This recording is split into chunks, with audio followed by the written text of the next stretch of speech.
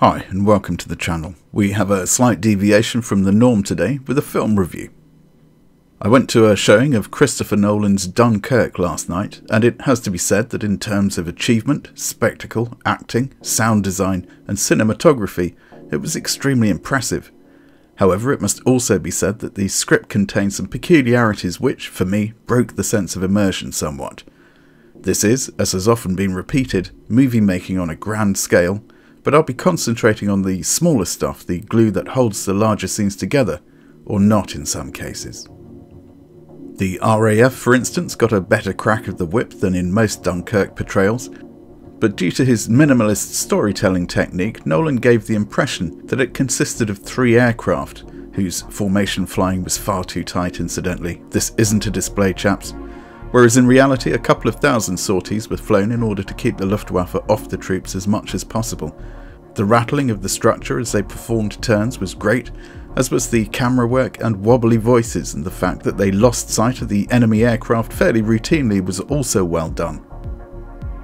Nolan goes out of his way to present as much realism on the screen as possible, and this is one of my bigger problems with the film because he then introduces exceptions to this realistic approach in order to sustain his narrative flow.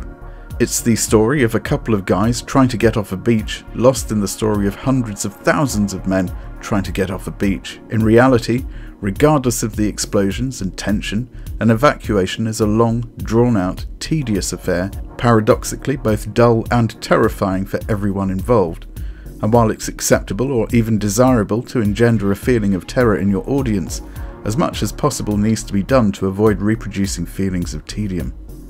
And while on the whole this was indeed avoided, for me there was some tedium generated by the story Nolan chose to tell and the exceptions in reality he allowed so he could tell it.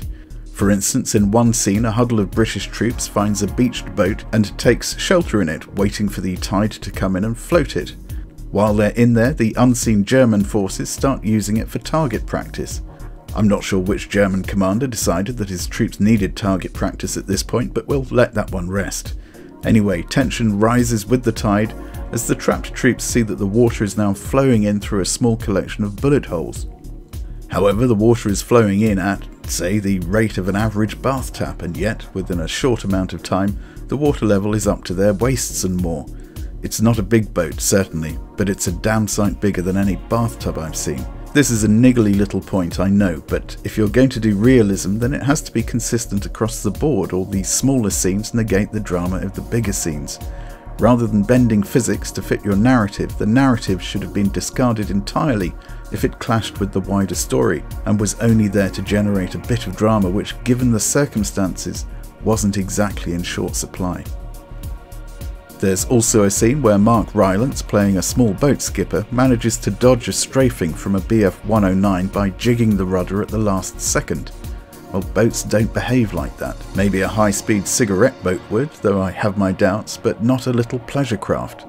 When asked by a rescued RAF pilot how he knew how to do this, the skipper replied that his son was in the RAF and knew about these things. I'm no expert, but what stuck out for me in this scene was that if his son had told him how to avoid an engagement with a heavily armed enemy fighter whilst in a small boat, how come the RAF pilot on the same boat hadn't also been offering the same advice, only very loudly and with a great deal of excitement? As I say, I'm no expert, perhaps he missed that particular training weekend. Now I know Nolan couldn't show the whole affair, which would have exceeded even his budgetary demands, but I came away from the movie with the distinct impression that the entire evacuation of Dunkirk was managed by Kenneth Branagh, Tom Hardy and James D'Arcy. Dunkirk was a seriously busy affair, but it's presented in quite an orderly fashion here.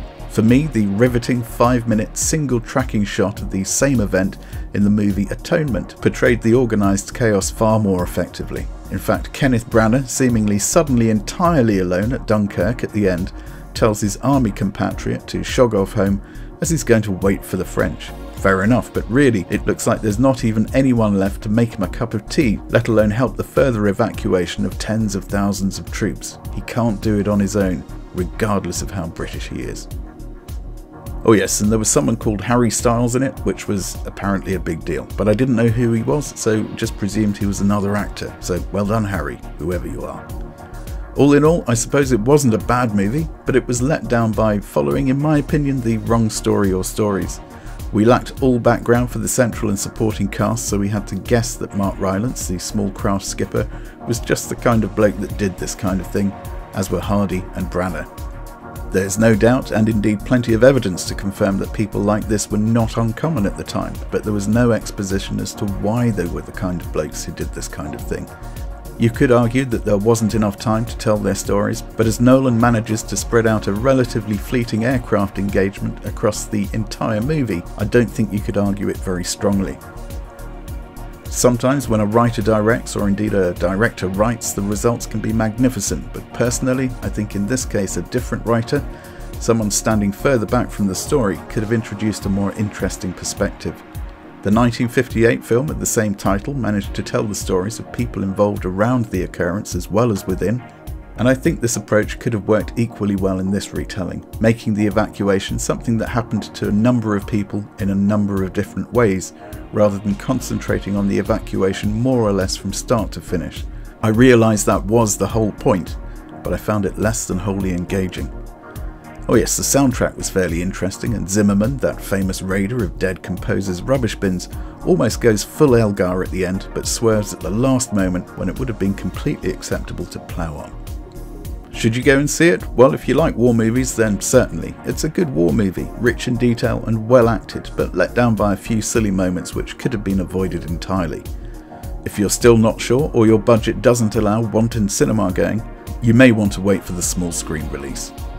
Incidentally, the showing I went to last night was a fundraiser for the Royal British Legion, a charity organisation which provides support for the armed forces community. It relies on donations from the public to carry out its work, and if you'd like to help support them, there's a link to their website in the description box below. Okay, that's it for another video. Hope you enjoyed it, or at least don't feel too badly let down, and I'll see you for the next one. Bye bye.